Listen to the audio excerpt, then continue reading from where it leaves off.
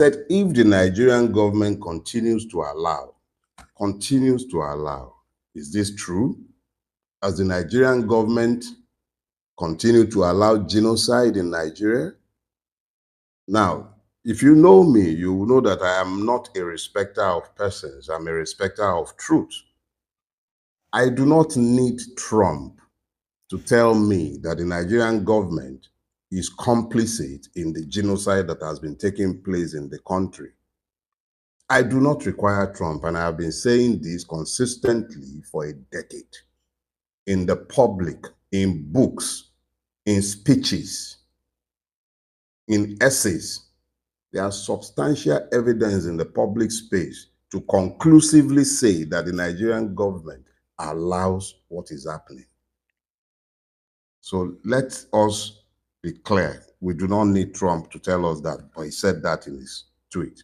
So I have no choice. I have to follow the truth. I have to agree with him. The Nigerian government allows the genocide because there is indeed a genocide. And I have called it that for at least a decade. I do not require Trump to tell me that there is a genocide going on in Nigeria that the government of Nigeria has allowed. I do not require Trump to say that. Commodore Olawumi has already told us that. Bugaje has already told us that. Was it Baraje? He's already told us that. The fact that the creature called Ali Modu Sheriff is still walking around in Nigeria and he remains a man of influence tells me everything I need to know about the complicity of the Nigerian state. Now, he said the USA will immediately stop all aids and assistance. I am forced to speak to a private encounter where I had occasion to speak to US government officials. And when I was asked, is there anything we can do for you? I said, no, we don't require anything from you. I want nothing from anybody. Just stick your nose out of our business. Because the American interest in Nigeria is not exactly benevolent. But that is another topic for another day. I was clear. Stick your nose out of our business. And stick your nose out of our business includes keep your heads, keep your assistance. It's not been beneficial to us. If anything, your aids and assistance have only served to keep us further impoverished and reinforced the evil that you have allowed to overtake our country. So let us be clear. I am all for you doing number two. Please, we beg you, stop all aids and assistance. But as you're stopping all aids and assistance, stop being the net recipient of our stolen commonwealth. I was in the US in the immediate aftermath of the 2023 election. And I was specific in saying exactly this. You allow things in Nigeria that you will not tolerate in your country. People who kill and murder Nigerians, to your knowledge, they buy homes in your country. They have dual citizenship. They have residence in your country. You say nothing about this and you're threatening us about the withdrawal of all aid. Keep your aids, please. But remove these people. Don't stop allowing them access to your banking system. Stop allowing them safe havens in your country, not just in America, all over your sphere of influence. Force them to come back to Nigeria to solve our own problems. The reality is that what you give with one hand, you take back with the other. Please, keep your aids. Please, keep your assistance. Now, you call Nigeria a now disgraced country. It wasn't disgraced under your rule. It's been disgraced a long time from inception. And it is up to us to make it honorable. But thanks for pointing it out to us. Because at least if the people who ruin this country will not hear us when we tell them, perhaps they'll hear now that you are telling them how they've disgraced us all over the world. They come to you cap in hand, supposedly begging for charity from you. when you know how many billions they have stashed away in your banking system. So, yes, the country is not just now disgraced, it's been disgraced for a while with your help. And I'm not talking about you, Donald Trump. I'm talking about America. I'm talking about the West. I'm talking about the rest of the world, including China and all the other people who have provided succor to those who have destroyed this beautiful country. So, yeah, it's disgraced, but it was never really engraced. It is entirely up to us to do with it as we will, if we can find the grace to engrace it. Now, let us be clear about something. You're talking about coming to Nigeria, gun blazing. When the guns are blazing and the bullets are flying, we've seen examples of where America has done this everywhere in the world.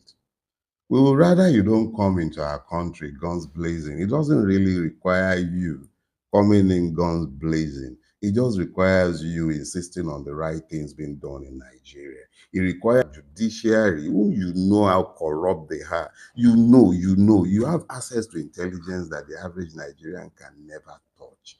You know. And if they are indeed persons deserving of death, you have more than ample evidence. You know what you used to do. Do that. Expose them. Bring them to international trial courts that are built by you. The Americans and the West created the International Criminal Court. If they are indeed persons within the Nigerian power circle who are guilty of these things, you know what to do to bring them to justice. But please don't come into our country gun blazing. Nigeria is not Somalia and is a multicultural, multi-ethnic society. We don't need you to come into our country guns blazing. You understand? Now, you spoke of Islamist terrorists. Why not tell us the truth? You know who they are. Commodore Laomi told us. He flirted with it. He just couldn't release the names. But that is understandable. He's our own intelligence officer, trained by you as well. US was involved in his training. You guys have better files, access to better information than Olawumi ever had. Why not tell us who they are? Why not tell the world? So please, don't tell us about coming guns blazing. You know who the terrorists are. Tell us. The ones in the power structure of Nigeria, tell us. Expose them. And then you spoke of atrocities. The atrocities that have been taking place in Nigeria didn't start today. It started since around 2003. Sometime with American connivance and silence. We are aware, but we've been rendered powerless because America has been largely complicit in what has happened to us. You can help us. Yes, you can. America can be a true friend to progressive forces in Nigeria, but not by coming in with your guns blazing. We don't need you coming into our country guns blazing. Just stand by the truth and insist on the right things being done. Hmm? Now you have discovered the cherished Christians in Nigeria. Where were these cherished Christians in 2014, 2015, when the Obama regime, whether you like it or not, at the end of the day, was the American government? When the Abacha and when the Obama regime was busy helping to install the APC government, which brought in the reign of Islamists and the attendant security challenges that we are facing today, that have been killing these same cherished Christians in droves for over a decade. What has America been doing about it? And what did America ever say? So I'm happy that all of a sudden America remembers that there are cherished Christians in Nigeria, but there are also cherished Muslims. There are cherished Shia Christians, Shia Muslims who have been slaughtered in hundreds without America saying a word for years. So yeah, I agree with you in total. The Nigerian government had better move fast, because if it doesn't move fast, this country will be gone, whether America comes in gun blazing or not. And that is as far as it concerns the Americans. My enemy's enemy is not my friend. But the Americans are not our enemies, but they are also not our friends. Americans are Americans.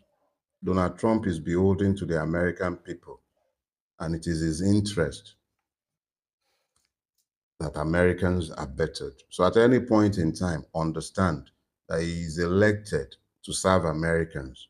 And when he's speaking promoting American interests.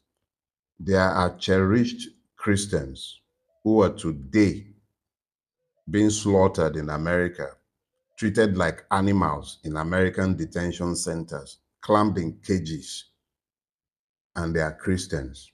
Latin Americans don't come more Christian than that. They're Catholics, largely Catholics. They don't ask your identity before they clamp you in their detention camps. So please, I do not require Mr. Donald Trump to tell me how nasty my country has become. It is nasty. Does it need help? Yes, we need help. Do we need to find ourselves? Yes, we do. Has Donald Trump lied in any way? No. He largely told the truth. My own position is that yes, help us, but we must help ourselves. It is up to us to help ourselves. Now, why I said I'll lay down the American case first is because it dovetails into what I had already set myself this week. No saints, no